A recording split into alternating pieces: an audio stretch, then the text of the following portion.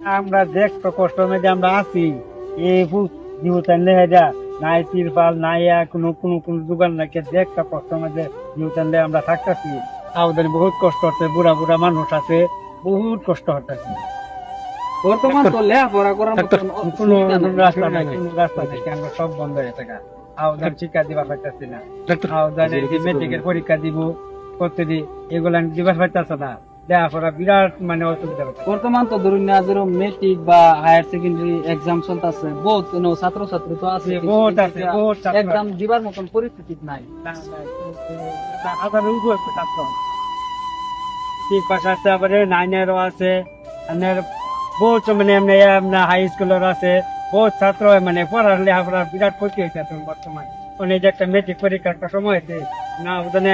ঘর বাড়ি ঘর নাই না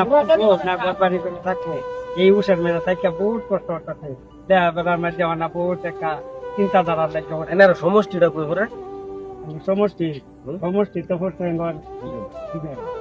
জেলা দিলাম তো আমরা তো নব্বই না না তো পৌঁছাই বর্তমানে একবার খাইলে আরেকবার খাইবার আমরা আর কিনু ভুটানের ফেসে পরিবার ফেসে পরিবারের ফেসে মানে কি আমরা মানে কি বলতে ফাটিয়া যা বুক ফাটিয়া যা আমরা এতে আর আমরা মানে কি দুঃখ আর নাই আমরা যদি ভারতের নাগরিক দেয় আমরা থাই জেনে হোক আমরা থাই দেব সবির কাছে একটা রিকোয়েস্ট কিন্তু আমার তরফ থেকে বলতে আছি শুধু মানবতা ফিরেওয়ালা কেউ থাকুন